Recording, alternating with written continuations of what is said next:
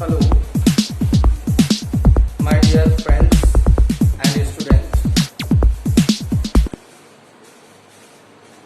आप लोगों की डिमांड पर ये वीडियो है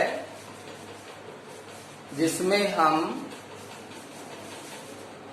सीखेंगे केमिकल इक्वेशन को कैसे बैलेंस किया जाता है, किस तरह से संतुलित किया जाता है, यानी रासायनिक समीकरण को किस प्रकार से हम संतुलित कर सकते हैं.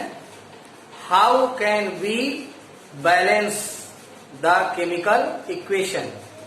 In this video we are going to study about the method by which we can balance the chemical equation.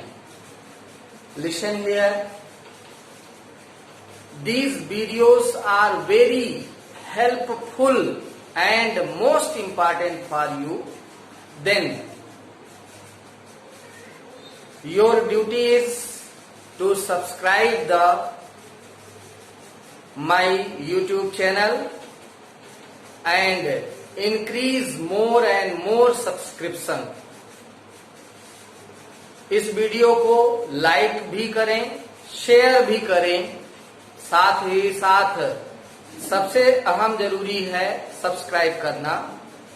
तो दोस्तों, सब्सक्राइब करेंगे तो हमारी एनर्जी इंक्रीज होती है. तो हम अपनी एनर्जी को इंक्रीज करने के लिए आपसे बार बार अनुरोध करते हैं, आपको सलाह देते हैं. तो चलिए हम इस वीडियो के माध्यम से इस महत्वपूर्ण तथ्य की जानकारी लेते हैं. तो सबसे पहले केमिकल इक्वेशन, रासायनिक समीकरण के बारे में जानते हैं. रासायनिक समीकरण अभिकारक और अभिकर्मक के बीच संबंध को बताने वाला यह एक माध्यम है, एक युक्ति है, जिसके द्वारा हम रासायनिक अभिक्रिया में भाग लेने वाले अभिकारक या अभिकर्मक, शब्द है अभिकर्मक, जो अभिक्रिया में भाग लेते हैं. ऐसे पदार्थ जो अभिक्रिया में भाग लेते हैं उन्हें हम कहते हैं अभिकर्मक. और उत्पाद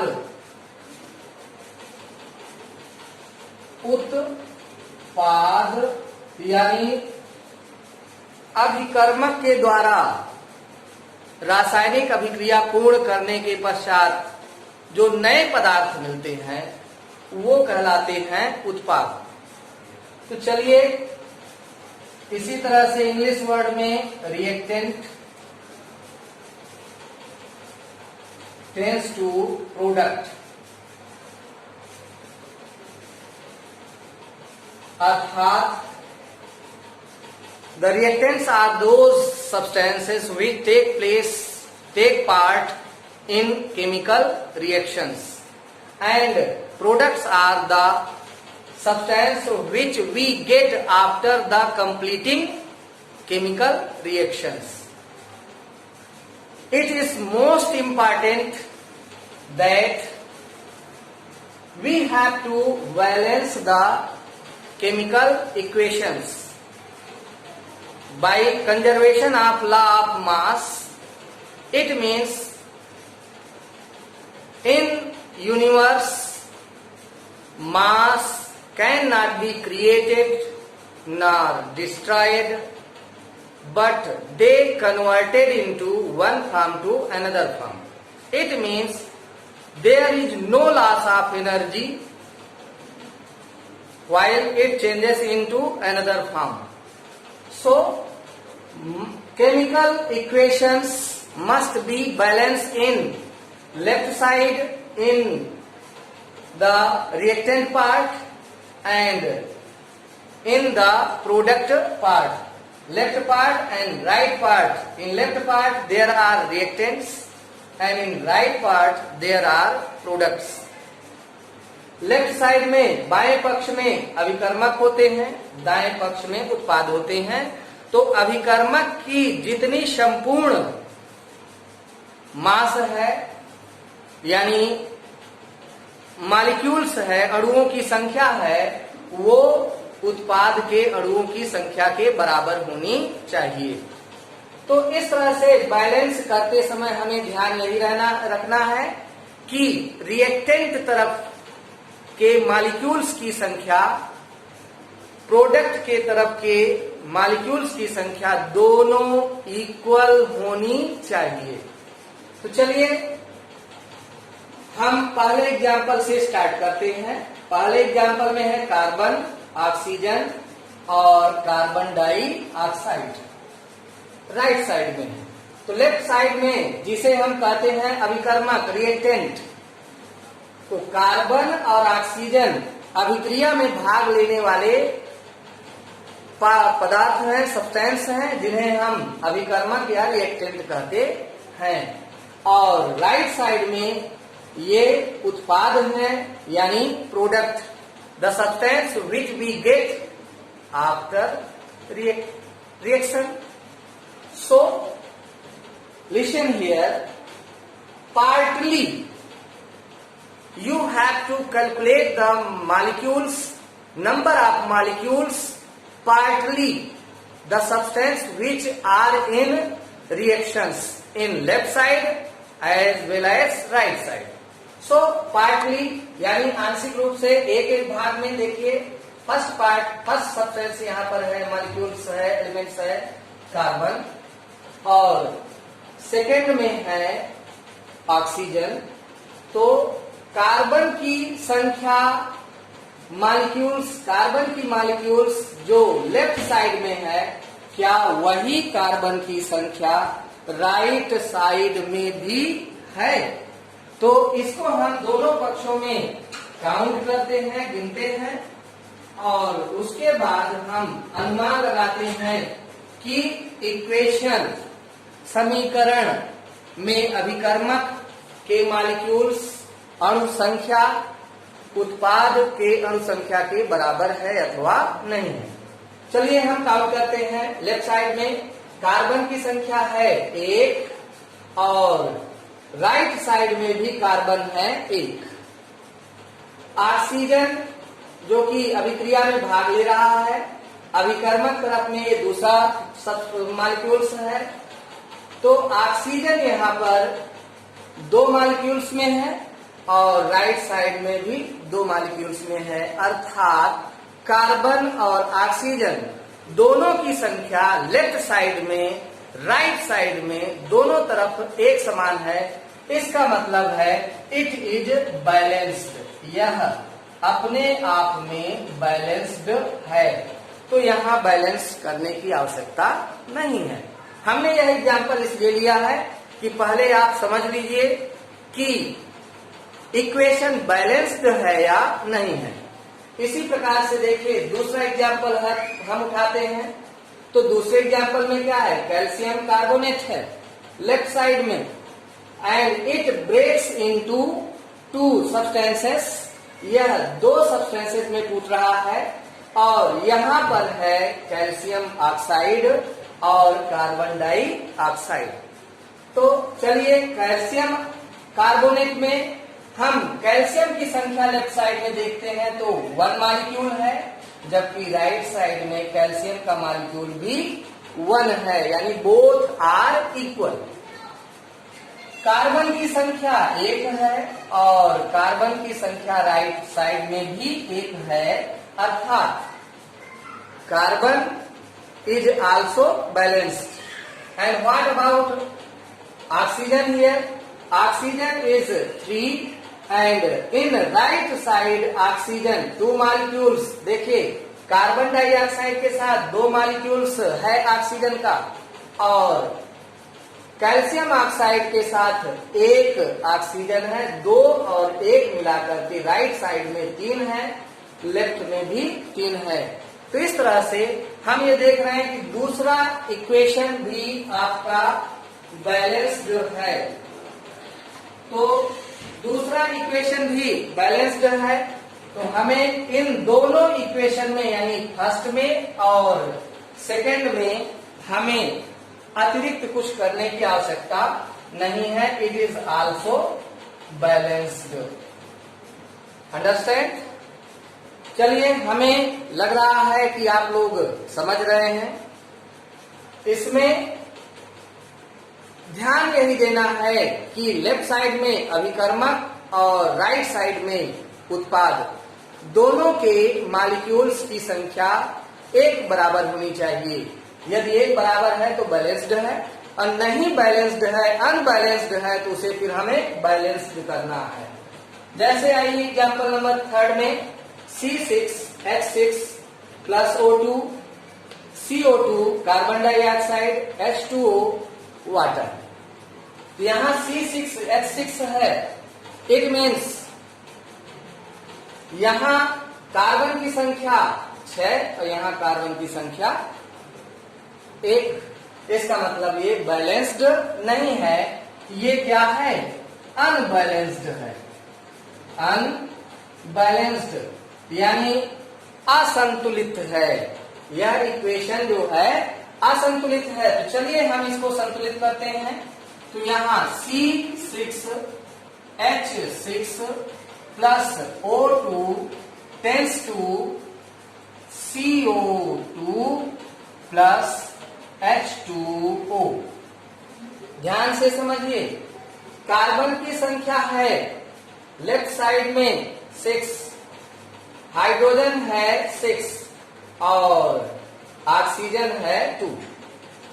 चलिए, राइट साइड में हाइड्रोजन है 2, जबकि लेफ्ट साइड में है हाइड्रोजन 6। ये भी अनबैलेंस्ड है। तो यहां पर कार्बन की संख्या को यदि हमें इसके इक्विवेलेंट करना है, संतुलित करना है, तो यहां पर 6 से हम क्या करते हैं? मल्टीप्लाई। यानी कहने का मतलब है गुणांक संख्या में हमें बैलेंसिंग करने के लिए संख्याएं रखनी है, और यहां पर गुणांक हम लिख देते हैं 6। तो कार्बन 6 लेफ्ट हैंड में भी राइट हैंड में भी 6 मॉलिक्यूल्स में इक्वल हो जाते हैं। वहीं ऑक्सीजन की संख्या 6 दूनी 12 और हाइड्रोजन की संख्या 6। तो यहाँ पर यदि हम 3 कर देते हैं तो 3 2 जा 6, लेकिन ऑक्सीजन 3 हो जाएगा, और यहाँ पर 6 दूनी 12।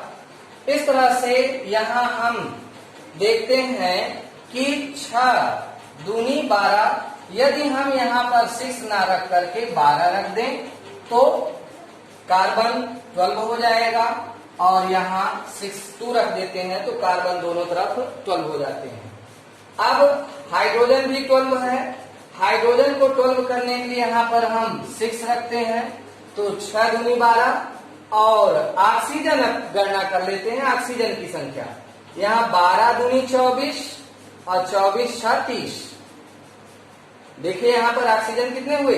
6 दूनी 12 और 6, ये ऑक्सीजन 12 दूनी 24 और 24 6 30, और यहाँ ऑक्सीजन कितने हैं?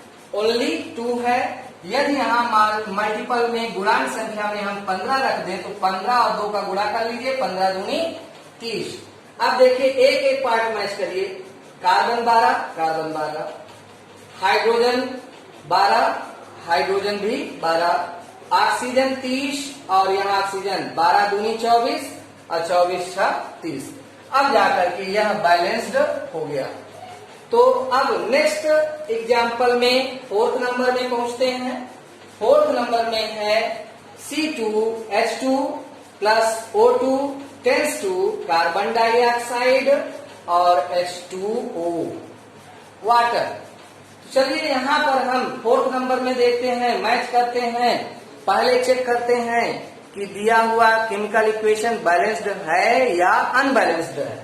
तो यहाँ 4th नंबर में देखिए जरा, 2 कार्बन इधर है राइट साइड में, 1 कार्बन है। इसका मतलब है कि यह क्या है? अनबैलेंस्ड है। तो अनबैलेंस्ड, ये इसको हमें बैलेंस्ड बनाना है। तो यहाँ ये हमारा बैलेंस्ड हो गया है। चलिए अब आते हैं हम फोर्थ नंबर में। तो ये अनबैलेंस्ड है, यहाँ हम नोट करते हैं C2H2 plus O2 tends to CO2 plus H2O। अब देखिए कार्बन की संख्या यहाँ 2 है और राइट साइड में कार्बन 1 है। तो यहाँ 2 संख्या बनाने हैं तो यहाँ 2 से मल्टीप्लाई कर लेते हैं। जैसे कहने का मतलब है कि यहाँ पर मॉलिक्यूल्स, कार्बन के मॉलिक्यूल्स की संख्या है 2 और राइट साइड में केवल सिंगल थी। हमने 2 मॉलिक्यूल्स यहाँ 2 मल्टीपल रख दिया, गुणांक रख दिया, तो गुणांक का मतलब कार्बन 2 हो गया। तो राइट साइड, लेफ्ट साइड और राइट साइड दोनों में कार्बन के मॉलिक्यूल्स की संख्या इक्वल हो गई। अब हाइड्रोजन के लिए आते हैं। तो हाइड्रोजन 2 है, हाइड्रोजन भी राइट साइड में 2 है। यह हाइड्रोजन का मॉलिक्यूल्स बैलेंस्ड है।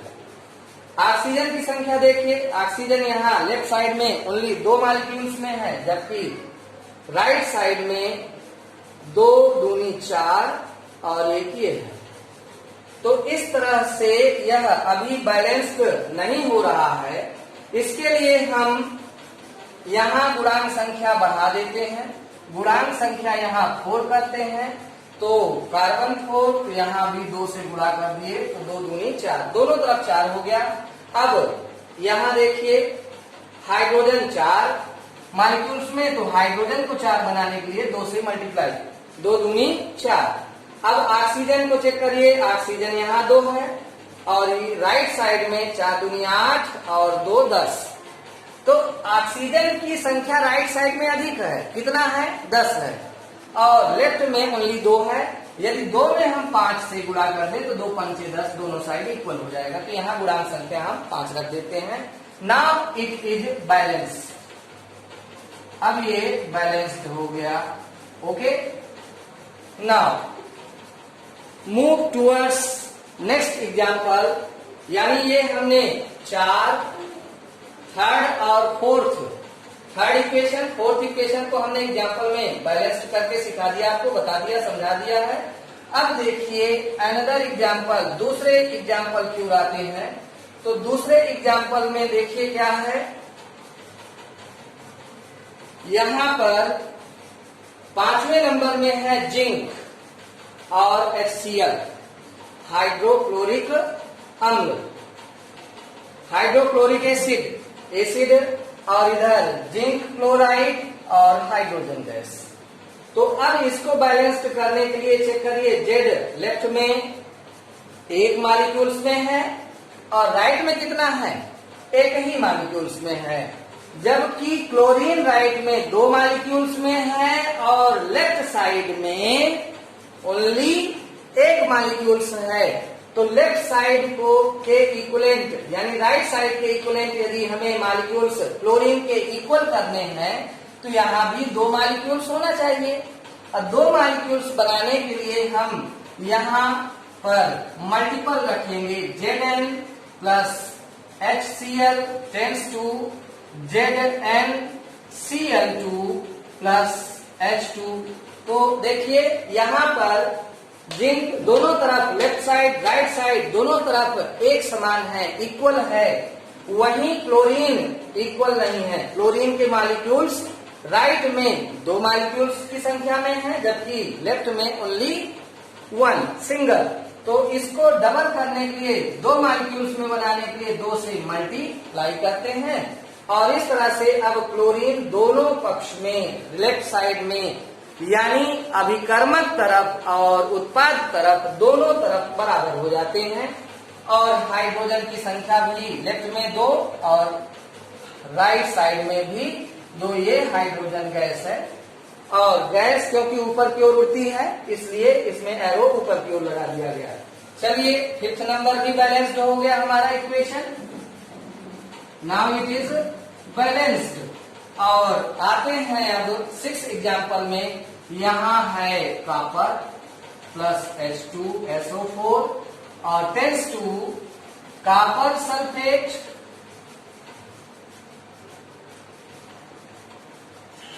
Plus sulphur dioxide plus H2O। चलिए इस एग्जाम्पल की ओर रुख करते हैं, ध्यान देते हैं।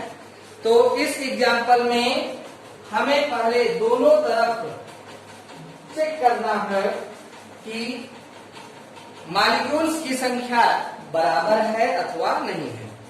चलिए यहां चेक करते हैं। कार्बन कॉपर की संख्या दोनों साइड इक्वल है। अभिकर्मक और उत्पाद की तरफ दोनों तरफ ये कॉपर की संख्या इक्वल है। एक मॉलिक्यूल्स लेफ्ट में, एक मॉलिक्यूल्स राइट में। जबकि यहीं देखिए हाइड्रोजन 2 है, हाइड्रोजन 2 मॉलिक्यूल्स में है। सल्फर डाइऑक्साइड, यहां पर sulphate, not sulphur dioxide but sulphate. Sulphate एक मॉलिक्यूल्स में है, सल्फेट यहाँ एक मॉलिक्यूल्स में है, परंतु सल्फर डाइऑक्साइड की संख्या यहाँ है। सल्फर की संख्या 2 मॉलिक्यूल्स है, जबकि लेफ्ट में कितनी है? 1 है। देखिए यहाँ पर सल्फर एक मॉलिक्यूल्स यहाँ प्रेजेंट है और एक सल्फर का मॉलिक्यूल्स यहाँ है। तो यहाँ राइट साइड में 2 मॉलिक्यूल्स है, जबकि लेफ्ट साइड में ओनली 1। तो इसको 2 मॉलिक्यूल्स में चेंज करने के लिए यहाँ पर 2 से हम मल्टीपल करते हैं। तो 2 से जब मल्टीप्लाई करेंगे तो सल्फर 2 मॉलिक्यूल्स दोनों साइड इक्वल हो जाते हैं। यहाँ देखिए 2 से हमने यहाँ 2 मल्टीपल रख दिया है, 2 गुणांक संख्या रख लिया। किस लिए रखे हैं? सल्फर की संख्या को इक्वल करने के लिए। यहाँ 2 मॉलिक्यूल्स में था, यहाँ सिंगल था, यहाँ 2 रखने पर ये सल्फर दोनों तरफ इक्वल हो जाते हैं। अब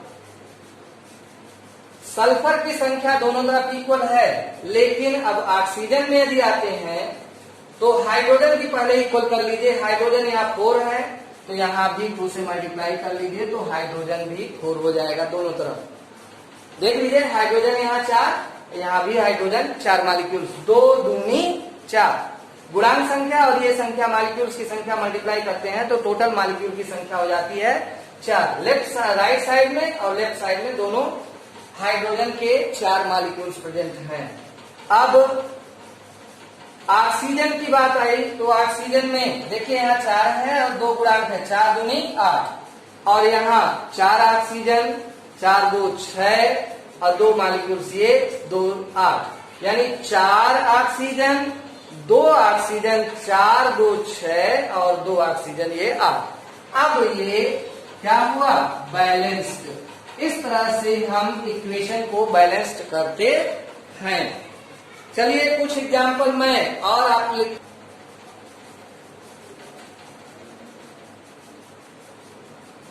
ये कुछ नए एग्जाम्पल्स हैं जिसमें हम बैलेंसिंग के विषय में और कुछ जानेंगे। जैसे पहला एग्जाम्पल है अब P4Cl2 PCl3, फास्फोरस क्लोरीन और फास्फोरस क्लोरेट। तो चलिए अब इस एग्जाम्पल में देखते हैं। P4 लेफ्ट साइड में फास्फोरस का मॉलिक्यूल्स 4 है, जबकि राइट साइड में ओनली 1 है। इसका मतलब यह है, यह क्या है? अनबैलेंस्ड है, असंतुलित है, अनबैलेंस्ड है, असंतुलित है। इसको संतुलित करना है तो कैसे संतुलित करेंगे? Phosphorus chlorine tends to phosphorus chlorate. चलिए यहाँ फास्फोरस का मॉलिक्यूल 4 है, लेफ्ट साइड में अभिकर्मक तरफ हमने अभी इसके पहले बताया है, अभिकर्मक एरो के लेफ्ट साइड में होता है और राइट साइड में उत्पाद होता है। तो यहाँ पर फास्फोरस 4 मॉलिक्यूल्स में है, जबकि उत्पाद तरफ राइट साइड में सिंगल 1 मॉलिक्यूल्स में है। इसको 4 बनाने के लिए यहाँ पर 4 मॉलिक्यूल्स बनाने के लिए 4 गुणांक से मल्टीप्लाई कर लेंगे। तो यहाँ 4 गुणांक ऐसे हम मल्टीप्लाई करते हैं। अब दोनों साइड में फास्फोरस के मॉलिक्यूल्स इक्वल हो गए, बराबर हैं। राइट साइड में क्लोरीन 3 अणुओं में है, जबकि लेफ्ट साइड में क्लोरीन 2 अणु में है। अब इन्हें इक्वल करने के लिए राइट साइड में जब हमने यहाँ 4 गुणांक रख लिया है तो 4 और 3 का गुणा करिए तो 4 तिहाई 12, यानी क्लोरीन का मॉलिक्यूल 12 है, जबकि लेफ्ट साइड में ओनली 2 है। तो 4 तिहाई 12, यहाँ लेफ्ट साइड में 12 करने के लिए 2 छंग यानी यहाँ 6 से गुणा कर लीजिए तो बराबर हो जाएगा। अब यह इक्वेशन आपका बैलेंस्ड हो गया। ओके, ऐसे ही सेकेंड एग्जाम्पल में आइए। तो सेकेंड एग्जाम्पल में है hydrogen plus chlorine tends to hydrochloric acid, अर्थात हाइड्रोजन क्लोराइड अम्ल, हाइड्रोक्लोरिक अम्ल। तो चलिए यहाँ पर लेफ्ट साइड में हाइड्रोजन की संख्या देखते हैं। तो हाइड्रोजन के मॉलिक्यूल्स की संख्या है 2, जबकि राइट साइड में हाइड्रोजन केवल 1 मॉलिक्यूल्स में है। इसे 2 बनाने के लिए यहाँ 2 से मल्टीप्लाई करते हैं। अब क्लोरीन भी 2 हो जाता है और इधर लेफ्ट में भी क्लोरीन 2 मॉलिक्यूल्स में है और राइट साइड में भी है। Now it is balance. अब यह बैलेंस्ड हो गया, यानी संतुलित हो गया, हमारा रासायनिक समीकरण संतुलित हो गया। तीसरे एग्जाम्पल की ओर आते हैं। तो तीसरे एग्जाम्पल में हमारे पास है CO कार्बन मोनोऑक्साइड और हाइड्रोजन गैस और फिर CH3OH यानी मिथेनॉल। चलिए, जिस तरह से हमने बताया है उसी तरह से कार्बन की संख्याओं को देखिए। कार्बन की संख्या लेफ्ट साइड में 1 और राइट साइड में 1। अब हाइड्रोजन राइट साइड में कितना है? 4, जबकि लेफ्ट साइड में 2 है, तो यहाँ 2 से गुणा कर देते हैं। अब हाइड्रोजन 4 मॉलिक्यूल्स में देखिए, 2 दूनी 4 लेफ्ट में भी और 3 हाइड्रोजन और 1 हाइड्रोजन मिलकर के 4 मॉलिक्यूल्स राइट साइड में भी। अब ऑक्सीजन 1 और ऑक्सीजन यहाँ भी। नाउ इट इज बैलेंस, यानी अब यह संतुलित हो चुका। ऐसे ही अब नेक्स्ट एग्जाम्पल में सोडियम है। Sodium plus hydrochloric acid tends to sodium chloride plus hydrogen. चलिए, सोडियम, अब क्लोरीन, हाइड्रोजन। तो हाइड्रोजन की संख्या राइट साइड में 2 मॉलिक्यूल में है, जबकि लेफ्ट साइड में सिंगल 1। इसको 2 बनाने के लिए यहाँ 2 से हम मल्टीप्लाई कर लेते हैं, गुणांक संख्या रखते हैं। अब देखिए, हाइड्रोजन 2 मॉलिक्यूल हो गया लेफ्ट में भी और राइट में भी। दोनों पक्षों में, यानी अभिकर्मक पक्ष में और उत्पाद पक्ष में, दोनों पक्षों में हाइड्रोजन के मॉलिक्यूल्स इक्वल हो गए। इसी प्रकार से अब क्लोरीन लेफ्ट में 2 मॉलिक्यूल्स में है, जबकि राइट में सिंगल 1।